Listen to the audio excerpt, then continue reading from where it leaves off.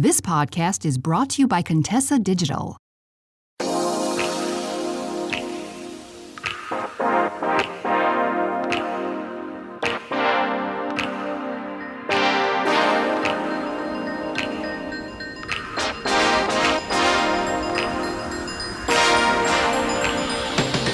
Hey love, welcome back to Confidently Cherished, and we're going to talk about cheating, as I'm sure you know if you are watching this episode because you've seen the title of it.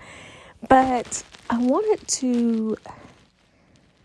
hope that by the end of this episode you will think about cheating in a slightly different way. And before we really get into it, I do want to apologize because if you follow the show, you know that new episodes typically come out on Wednesdays.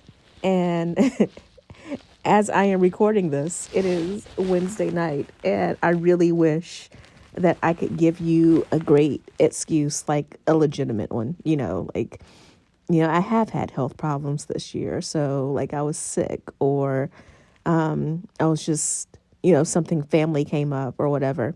But honestly, I did not want to do this episode. Letting you in a little bit behind the scenes. So when my episodes come out on Wednesday, what that means is that normally I record an episode for this podcast on Sunday or Monday, and I have the world's greatest assistant, Jave. She, edits everything, she puts it together, and she makes sure that it's out by Wednesday.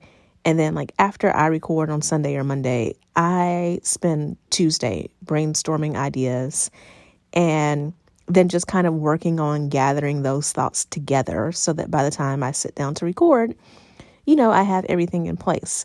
And the idea for this episode did, in fact, come together during my Tuesday brainstorming session.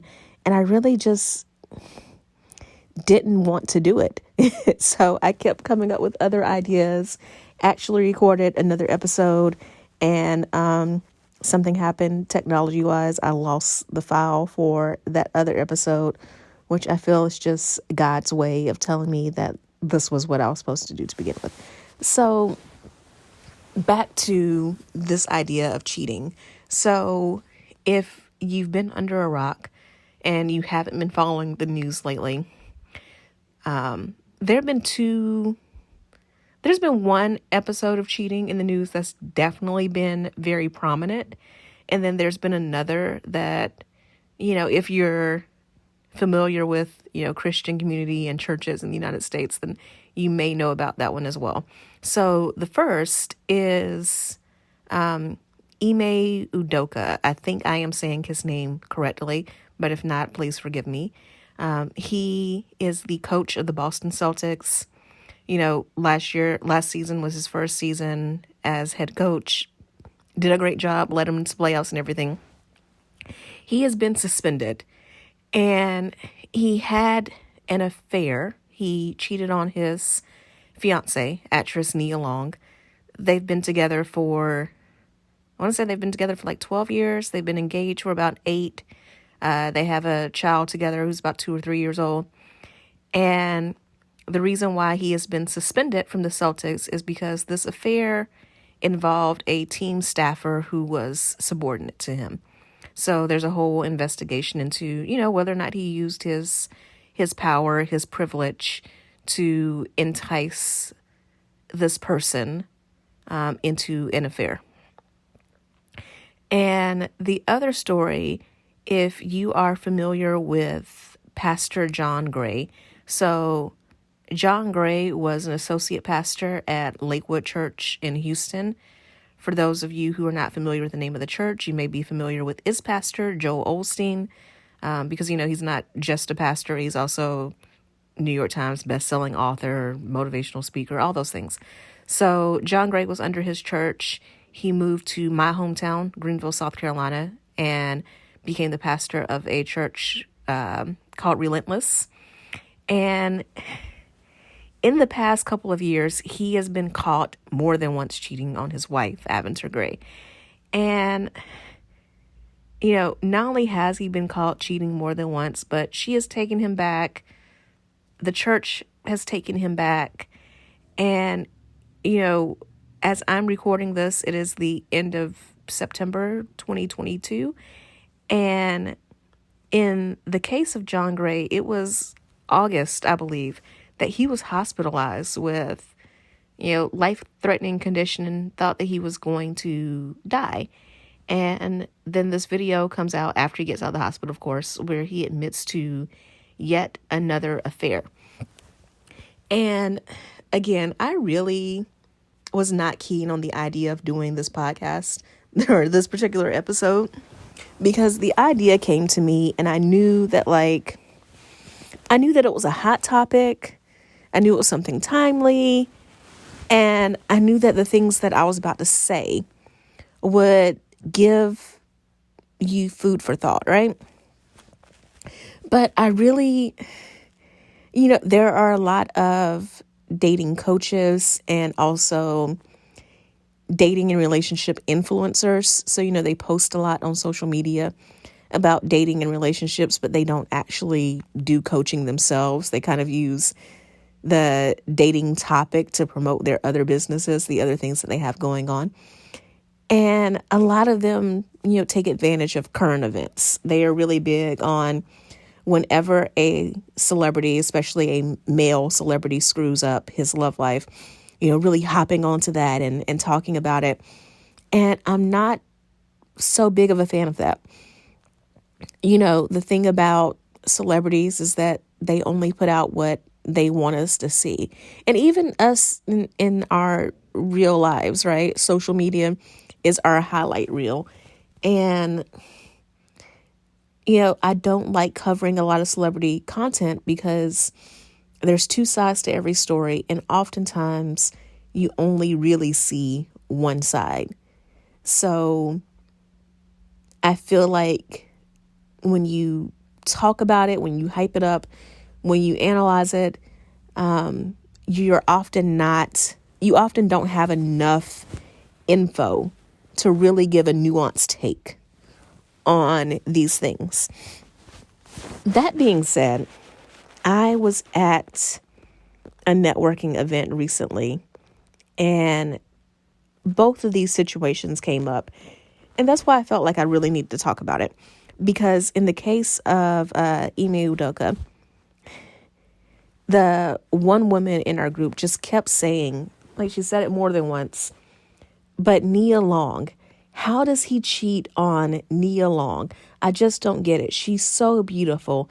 And if he cheated on her, then there's no hope for the rest of us.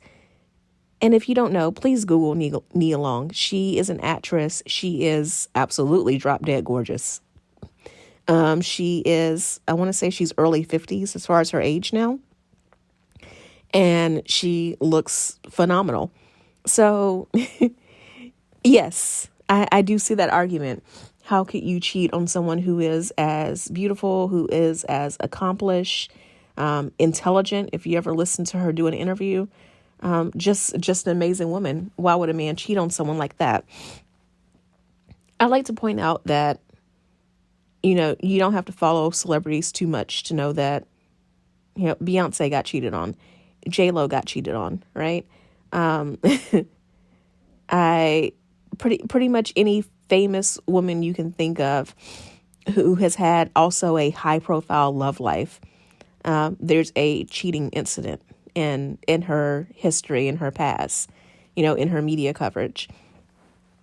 And I really need us as women to stop looking at these women getting cheated on and then being like, oh, there's no hope for all other women if this is happening. Because I've heard this from both single women and I've even heard it from married women. Even married women that I would say are fairly happy in their relationships, worried about, well, if this celebrity woman is doing all of these things, like she's keeping her body right and she's so accomplished and so talented and all of that, then how the hell am I going to keep my husband when, I've gained 20 pounds since the baby and all this good stuff. And in this case, and in the case of John Gray, I want you to know this, that cheating is not about the sex. Like, yes, that obviously happened. And yes, men have a more biological need for sex than women do.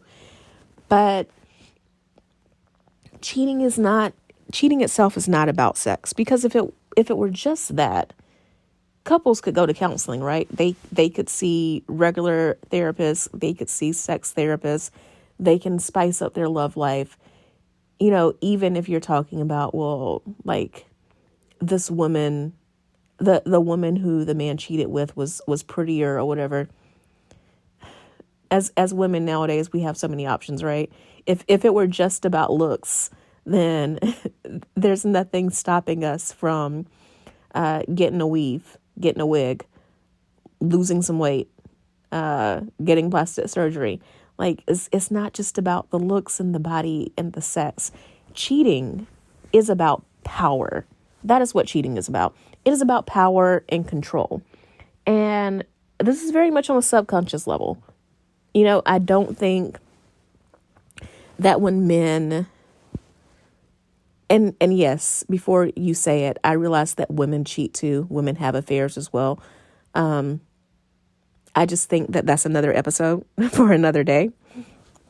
We're going to talk today about when men cheat, because there's something that particularly bothers me about a man cheating, and I want to bring it up in this episode. So, women cheating, we will say for another day, but before anybody twists my words, yes, women cheat as well. Women have affairs as well. But when a man cheats, it is more than just, he found another woman attractive and he slept with her. It is often, and I don't think men realize this on a conscious level. I believe that it's more subconscious. But the sense of power, control, and validation. So I think of someone like Ime Udoka, and I think, he is an accomplished man. He's doing his thing. But at the same time, his wife is arguably more accomplished than he is, a bigger household name than he is. And you also have this dynamic of them being in a relationship for more than a decade. I've said it once, I'll say it again. It is a hill that I will die on. A man does not need multiple years to know whether or not he wants to marry you. He does not need more than really like 6 months to know whether or not he wants to marry you. And if you're carrying on relationships like that, there's some argument that I've seen online about between the two of them, which one really didn't want to get married. And I think either way, it goes to prove this point about power and control. Because if he was the one who did not want to marry Nia Long after, again, they've spent like 12 years together, then this affair, this relationship that he had with a staffer could have been a matter of rebelling.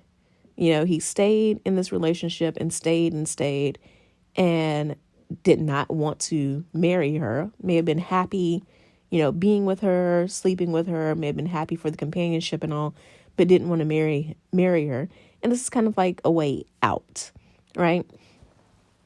And if she didn't want to get married, because, you have cases like that. Oprah and Stedman at one point were engaged, and then Oprah made it clear that she would never get married. And like Oprah, Nia Long herself has done interviews saying that she is not interested in marriage.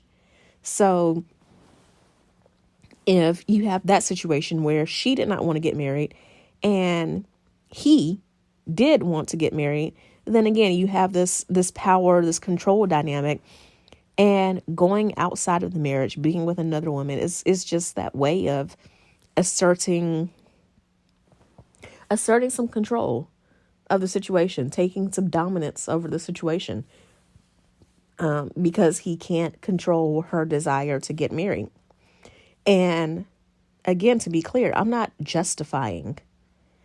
I'm just talking about how this happens in a person's mind, and understanding why.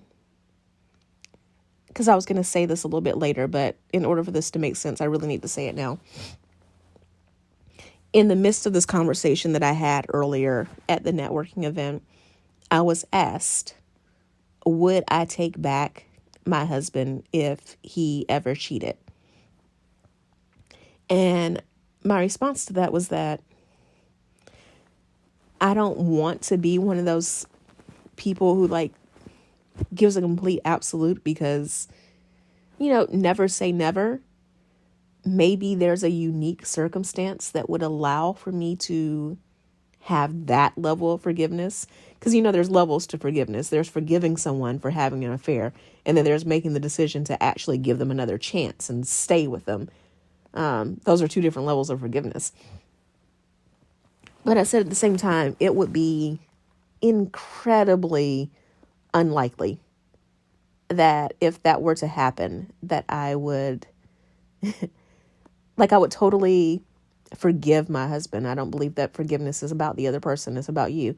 But to forgive to the level of taking back, I'm 99% sure that would not happen. And when you look at Ime Udoka, and you look at him just now kind of getting to this level of prominence in his life, in his career, because I really should have looked up his age before this episode, now that I'm thinking about it. But he has to be about late 40s, early 50s as well, because I believe that Nia Long is older than him, but only by a couple of years.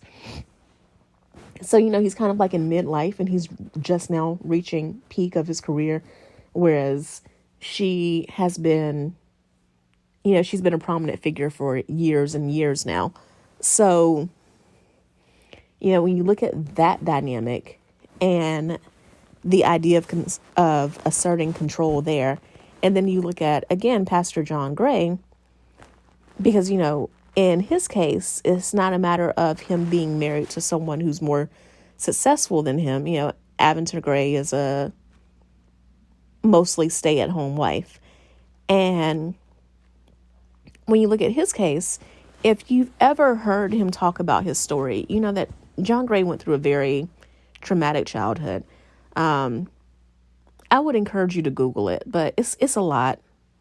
It includes... I'm trying to be very careful with my language, because this podcast is also put on YouTube.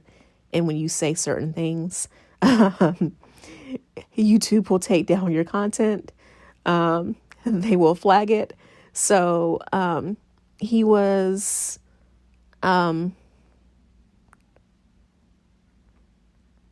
rhymes with comested.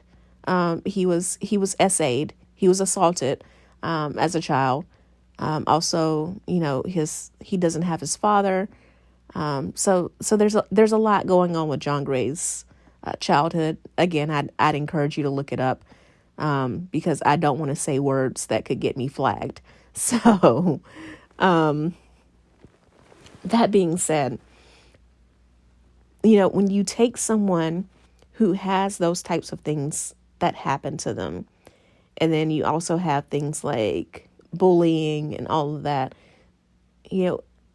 I firmly believe that inside John Gray is still this little boy who's still looking for protection, affection, and validation.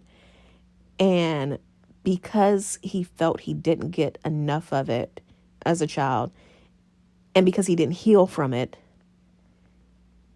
he will continue to have these affairs in this search for a level of validation and affection that no one can give him. No one. And back to this whole idea of control, feeling like you're not getting what you need from your spouse. There are some people who feel like instead of working harder on that marriage, or even coming to a conclusion that the person that they're with can't give them the things that they need, so then they leave the relationship and then start a new search for a new partner. There's a lot to be said about having that feeling of control to, try to hold on to your marriage and your kids and that image that you have, especially as someone with an occupation like pastor, right? Because it's a public figure, and there's also a lot of moral standards attached to it. But then feeling like you're going to take control of the situation by going elsewhere to get the validation and affection that you think you're not getting enough of. You can see how this situation happens and how it happens repeatedly. And I'm not saying that people who have traumatic childhoods are going to have bad behavior and that that's okay. What I'm saying is, if a person in that situation does not get the help that they need, does not get the healing that they need, and I believe that healing comes from a combination of your faith, but also, I also believe that God made therapists and life coaches, right? So I believe it comes from a combination of both faith and getting accountability, getting guidance, doing the work. I think a lot of people don't understand that therapy especially, but also secondary to that, life coaching. I happen to be a dating coach, so I'm a certified life coach who specializes in dating and relationships. And people think that when you're going to someone in our arena, and I say that because if you're combining therapists and coaches and counselors, they do similar things, but also different things. So it's kind of a wide group, right? Even within life coaches, it's a wide group because a lot of us specialize in different things. So either way, though, when you're seeing someone in that arena, it is not just it's not just talking. People seem to think that therapy, coaching, those things are all just you talk to someone, the fact that you talked it out makes you feel better, and then that person may give you advice as well. And that's why people don't go to therapy. They think that they can trauma dump all of their problems onto family members and friends and call it a day. And that couldn't be further from the truth. You won't reach real healing by that. So, in both these cases, I feel that we're looking at men who are in situations where they feel like they lack control, and they found through affairs with other women that they were asserting some control, maybe rebelling a little bit against systems that they didn't like in that way. So, to my point that I hinted at earlier, this is why I personally don't believe in taking back cheaters. Because two things. One, this need for control, this need for validation, this need for attention is not something where a man, and again, hop on my Instagram. I'm at Keshia Rice on Instagram, Keshia Rice, RIC. So hop on my Instagram and either send me a DM or comment on one of my posts. Let me know if you want me to talk about female cheaters in another episode, because that is a whole completely different case there when we talk about why women cheat on the people that they're with. So that's a different scenario. But when we're talking about men, the reason why I would not really be apt to take back a man who cheats as a heterosexual woman is because, one, this need for power, control, validation, attention is not something that's so easily healed, right? And what I mean by that is, if, for example, if I'm in a relationship and the man that I am with, because again, I am cisgender heterosexual woman. So those of you who are listening to me who don't fall into that category, you're going to have to make this fit where it fits, right? But if as a cisgender heterosexual woman, if I am with a man and he cheats on me, I don't see it as just an oops moment and a one-time moral failure. I see it as there being deeper issues surrounding why he felt the need to go outside the relationship. Because the absolute best case scenario to me in a situation like that is that he wanted out of the relationship and he was too much of a coward to tell me. So he did this in hopes that I would leave. And again, if that's the best case scenario, then there are still some issues there surrounding why he feels like he can't stand up for himself. Why he feels like he can't make his needs and his wants known, right? The worst case scenario is that he is a serial cheater who's going to continue to do this, and that it is a matter of him feeling like no amount of attention and validation is enough, that I could dedicate my entire life to telling him how much I love him, and it's not going to be enough. I recently counseled a woman on this. So she came to me and she was telling me that her husband cheated on her, and that the excuse was that he felt like he wasn't getting enough attention after their child was born. And yes, I do understand that when a couple is married to each other, it is on both of them to put in the work, and that they both have to show each other love and attention and affection no matter the circumstances. So when a couple has a child, yes, the woman still has to show love and affection for her husband, because that helps to keep the marriage going. At the same time, there has to be consideration for the fact that the man that she married is a grown man who can also take care of some of his needs himself. And when I say that, I mean take care of some of his needs and stay within the balance of his marriage while he does that. Whereas this child that's been born, didn't ask to be brought on this earth, and is also helpless and needs a lot more time and attention than an adult male would. So from that perspective,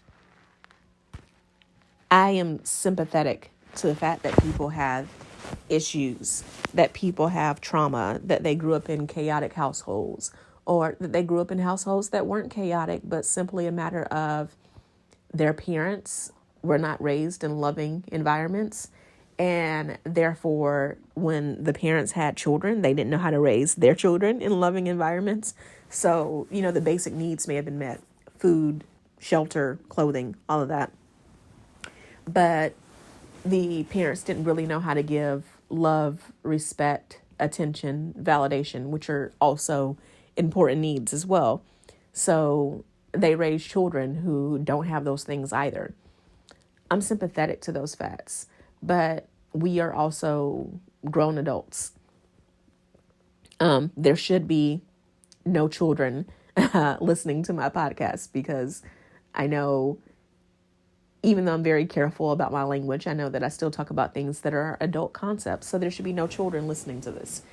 And especially nowadays, I hear women make excuses for grown boys about, well, like, this happened and you don't understand that he's been through this and been through that. And I do understand. I truly do. At the same time, women have no problem coming to me or other dating coaches for help with their dating strategy and for help with healing from their past generational patterns.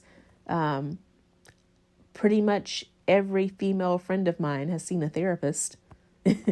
I have very few female friends who have never gone to a therapist. And a lot of them have also gone to coaches.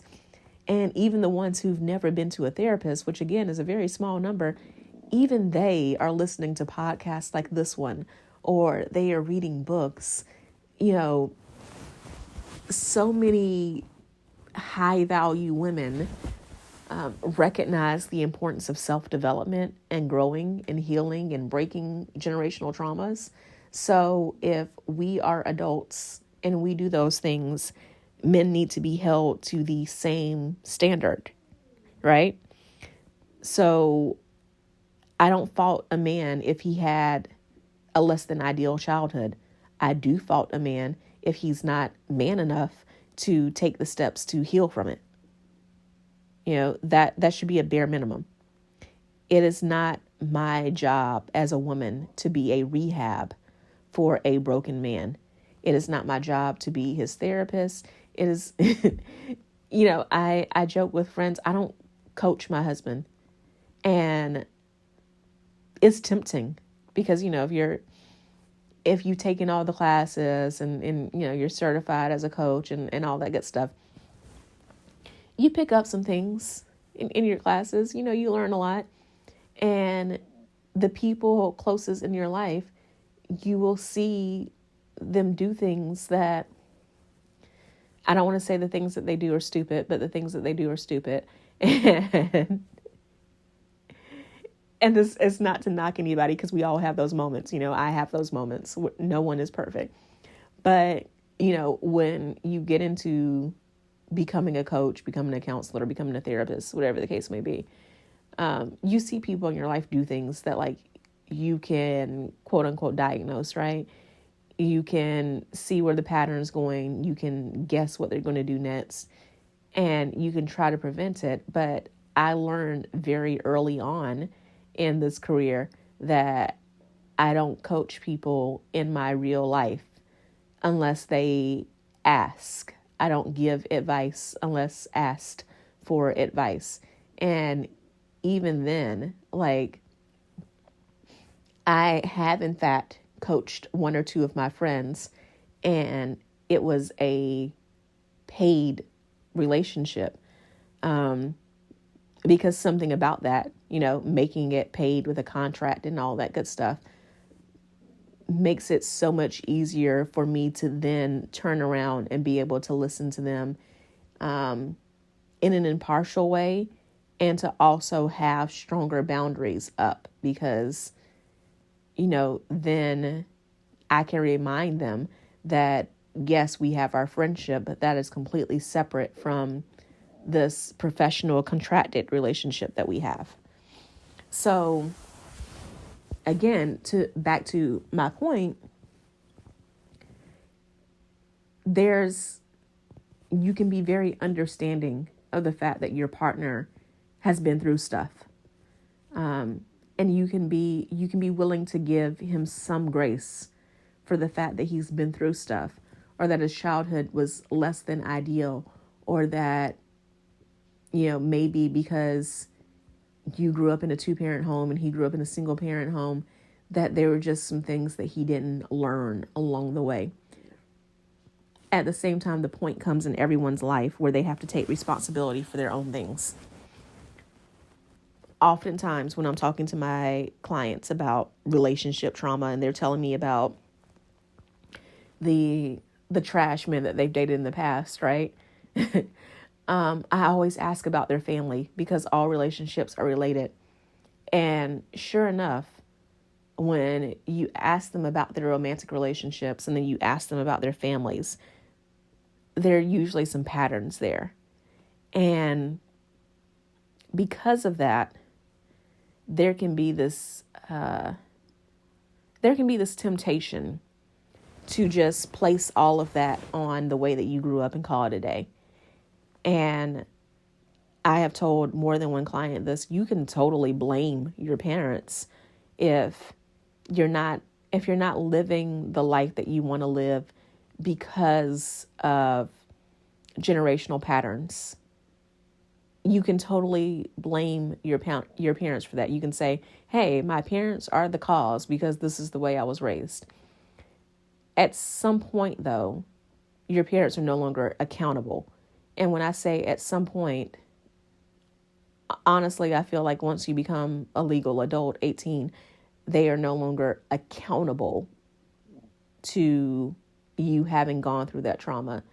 I think it would be generous to kind of hold your parents accountable till say, I don't know, 25 or so, after you've really, in theory, gotten out from under their wing, because, an 18-year-old may still be going to college and living at home and things like that.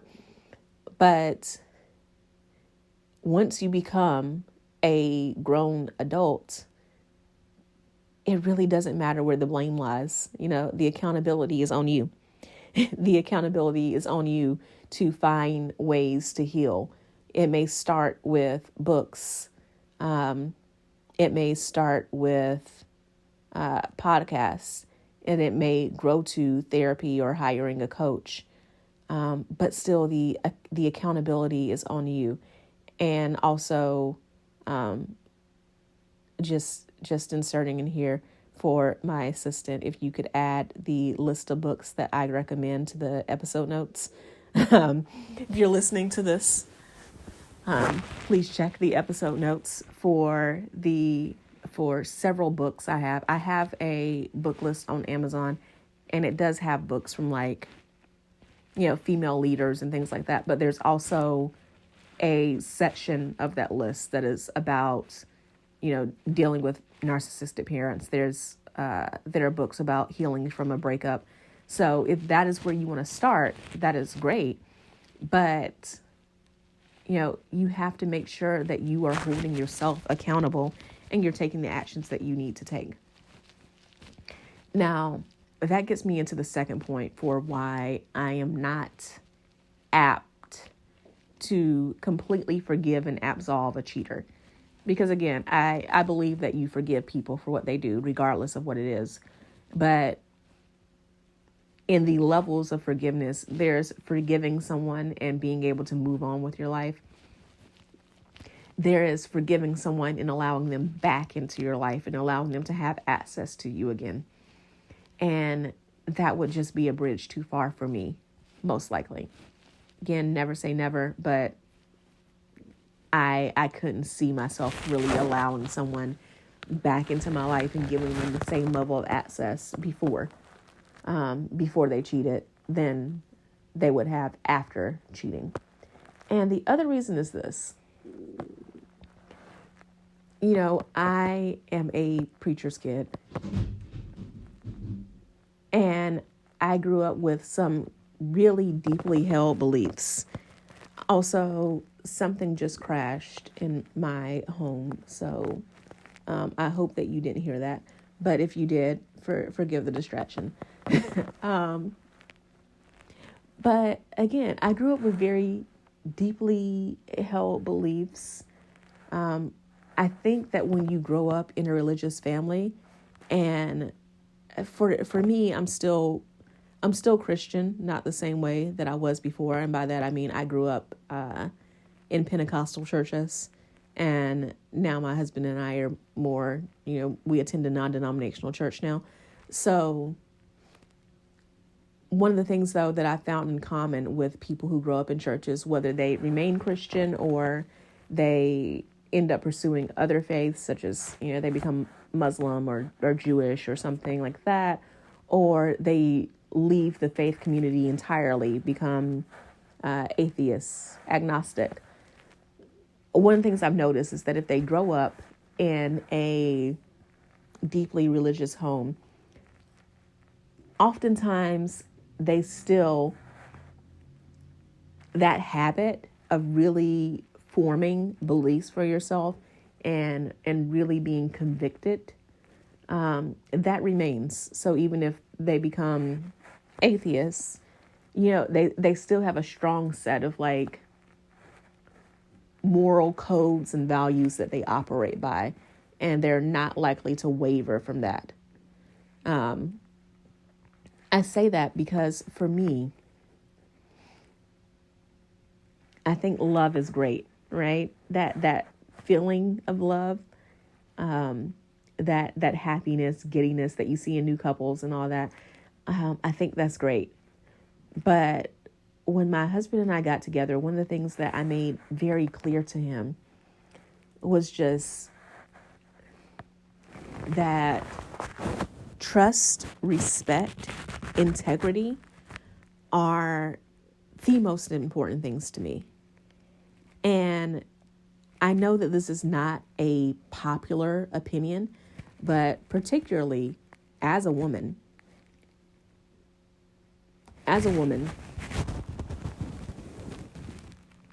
I can, and really not just most of the people listening to this podcast episode are women.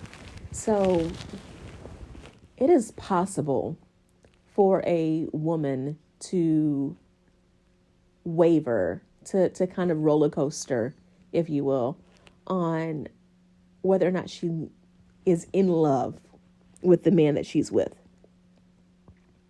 So, that romantic love that we talk about, because, there's different levels of love, but the romantic love, the giddiness, the, heart set on fire, heart beating fast, the, strong feelings of sexual attraction, that can kind of wax and wane over time when you're with a man, even in a marriage.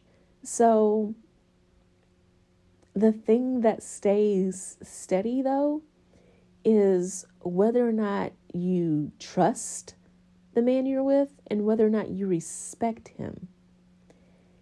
And that the romantic love feelings that I'm talking about, like, those can kind of be turned down to a simmer for a while, right? And as a woman, you can still stay in the relationship with a man because you have so much trust in him. You feel safe with him. You have respect for him. And the romantic part can kind of be tamped down for a little bit. And then, you go through that season and then it rises back up and you get those romantic feelings all over again. If you're willing to just stay in the relationship, communicate, but once trust and respect are gone, those don't really come back like that, right? Even if they start to come back, they don't come back at the same level. You're not going to feel as safe as you did before. You're not going to trust as much as you did before. And if you're not trusting as much, you're really not trusting at all. And if a woman loses respect for a man, then she's definitely not going to have the romantic feelings, the sexual attraction to him.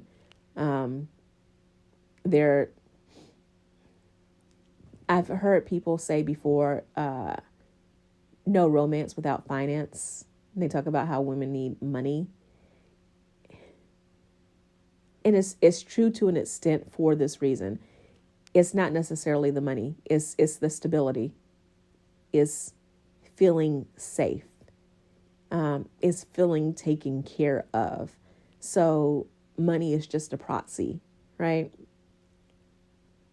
You will see women who've had the most chaotic beginnings to their life are usually the ones who worry the most about money, because it's just a tangible symbol of safety, right? So I'm saying all of this because with trust and respect being so important to me, with my safety being so important to me, I used to tell my husband all the time. I mean, I still tell him, but not I don't say it as often as I used to. But I used to talk so much about like how he made me feel safe and how important that was to me, right? So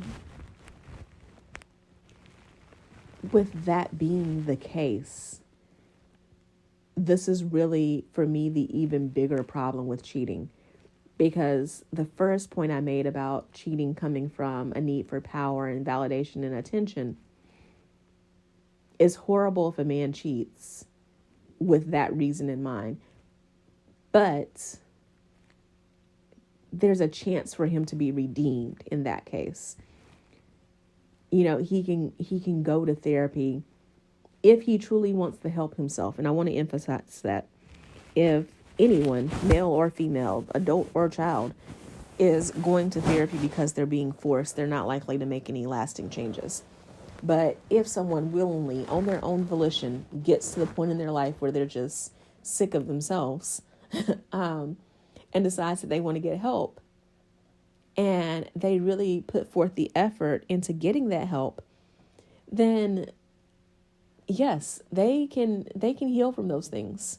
They can go on to live better lives, to live happier and healthier lives, and be able to get that power, that respect, that validation, that attention. They can get those things in healthy ways now. But it's not just that. It's also the fact that when a person cheats on their partner, and I'm saying partner because while John Gray was married, again, Ime Udoka and Nia Long were not married. They were dating for 12 years, engaged for 8. So, I've seen plenty of posts on social media say, well, it doesn't really matter because that wasn't his wife. That was his girlfriend. She was fiance, but still not wife. And, I do understand that talk of like, if someone's not married, then there's less commitment, which is why I am an advocate for marriage. At the same time, you're talking about two people who have been together for over a decade. So there has to be a marriage level of commitment there. But again, when you look at a case like that, or when you look at cheating in general, I don't see how a woman who feels completely safe with a man, who trusts him with her life, who has the utmost respect for him, still has those feelings after affairs happen. Now, she can love him, and she can love him so much that she is able to still have that amount of love, at least in the beginning, after he cheats.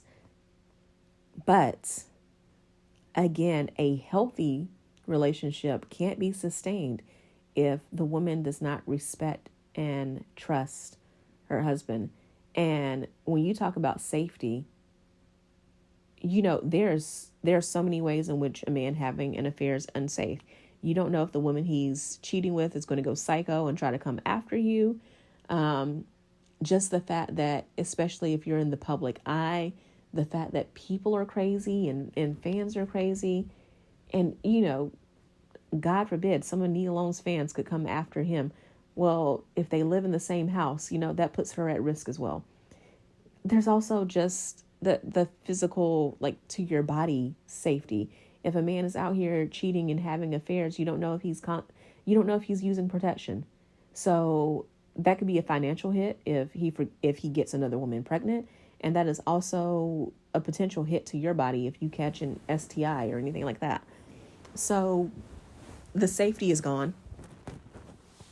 And just ask yourself, If someone betrayed you in that way, to that level, would you ever completely be able to trust them again? Would you be able to trust their leadership and their ability to make good decisions? You know, my dad is a minister, so he and I were talking about the situation with John Gray. I told you guys, I spend days preparing for these episodes. So when he and I were talking about the situation with John Gray, he was talking about the fact that he's a pastor. And you know, this applies to Ime Udoka as well. As I'm saying this, I'm realizing that this applies to him as well, because he's also an authority figure as a basketball coach. My dad was saying that he wished him all the best and he hoped things work out for him, but he couldn't sit under him. He couldn't be a member of his congregation. He couldn't have a pastor who made such bad decisions, right? He just wouldn't have any trust in his leadership. And the same thing works in a marriage, especially, you know, the women that I work with tend to want that more traditional marriage where they definitely see the man as head of household. And that doesn't mean that they necessarily want to be stay-at-home wives. You know, I have a client who is engaged now and is planning to become a stay-at-home wife. But I also have clients who they are bosses themselves. You know, they own companies or they are in very high positions in whatever their field is, you know, so they're CEOs or COOs, things like that. And they still want to be in the more traditional marriage configuration, with seeing a man as being the head of the household and the leader of the household. So, you know, this is the particular problem that I have with cheating, is that, you know, if my husband were to do that, then I question his discipline. I question his self-discipline. I question his ability to lead. I question his decision-making skills, right?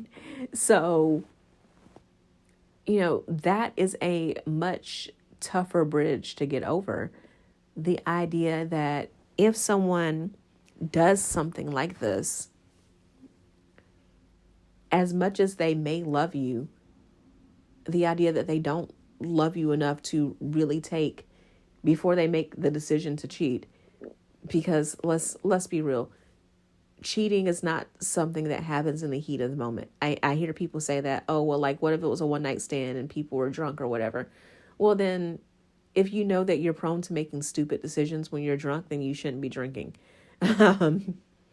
And in general, if you're having an affair with someone, it's not just like the two of you fell on top of each other while naked, right? Like, you had to have conversations with this person. You had to plan to meet up. You had to plan to meet up at a time where, you know, your spouse or their spouse wasn't around. You had to do the deed. And in that process of doing the deed and foreplay and all that, there were times where you could have stopped and you did not. So there's so many bad decisions happening there. How do you find the ability to trust someone again?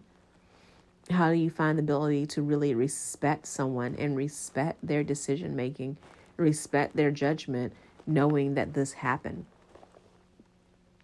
So to wrap this up, because I can't believe that this episode has been like an hour. I don't think I've ever had a solo episode that is this long. I know I've done interviews this long, but nothing solo. So to wrap this up, you know, I did an episode a couple of weeks ago about how we prioritize the wrong things, right? And cheating is just one of these examples, because at the end of the day,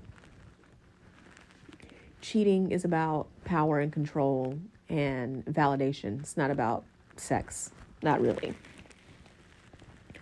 And it also is just a microcosm of, in general, whether or not your partner has the ability to be self-disciplined, whether or not your partner has the ability to make right decisions, whether your partner really has the ability to stick to it in a marriage and in a relationship.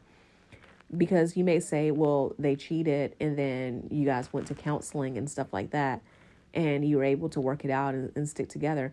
But before the counseling happened, there was a time where there was something wrong in the relationship that they had with you, whether it was truly a relationship problem or whether it was a them problem that they needed to work on so that they could be a good partner to you. And instead of digging their heels in and doing the work, they made the decision to flee. They made the decision to flee into the arms of another person. So, when we think about cheating, let's delve deeper. Let's not be so quick to make this about, oh, well, if someone who was good looking was cheated on, then there's no hope for the rest of us. Yes, there's hope. There are plenty of men out there who are honest, who are faithful, who are trustworthy, who are really just looking for someone to be there, to nurture them, to partner with them, and who want to be protectors and providers. But when you have a man who makes the decision to step out on his marriage, I think you really, really have to consider whether or not he is capable of protecting and providing, because it's not very protective to expose your spouse to STDs. It's not very providing to expose your family to someone else getting pregnant and taking the financial hit as a result of child support.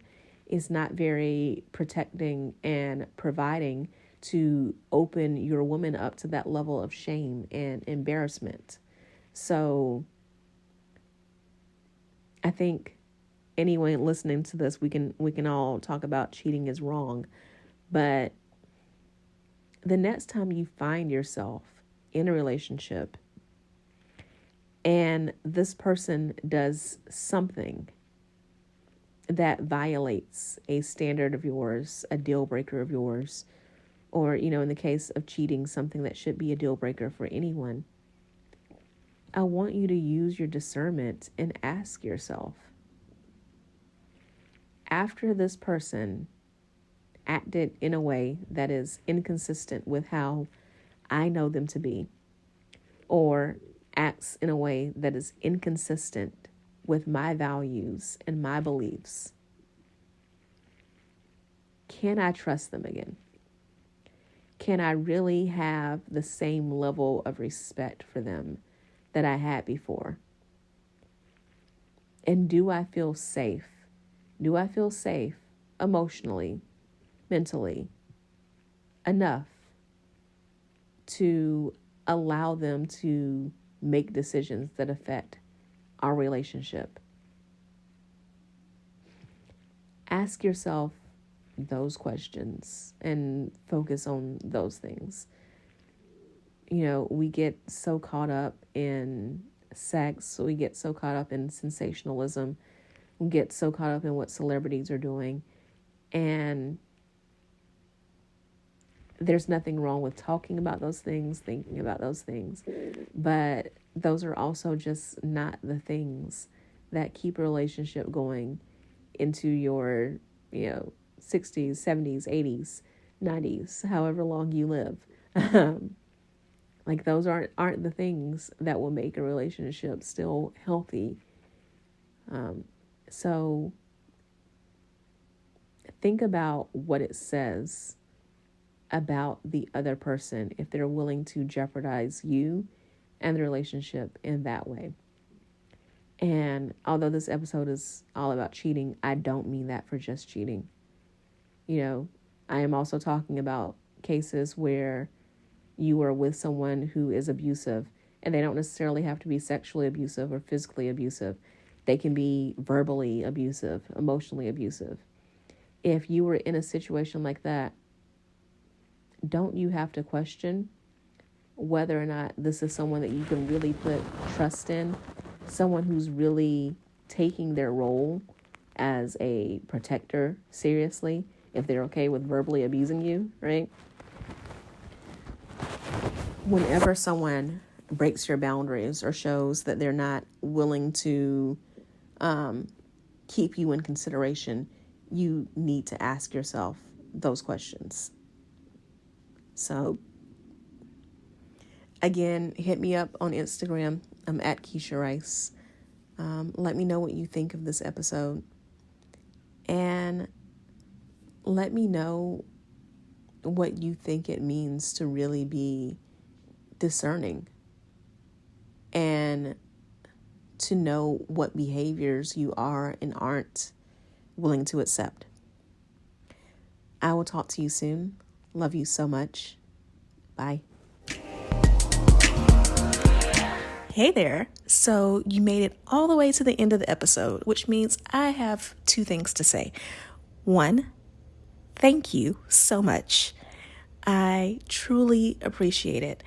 And two, you like me. You really like me. So I would appreciate it if you would show that like by subscribing to this podcast so that more people can hear about it and enjoy it as much as you do. And if you want to know more about any of the links that I mentioned on this episode or any guests that I've had, be sure to go to KeshiaRice.com/links. That's KeshiaRice.com/links. I can't wait to talk to you again in the next episode. So see you then.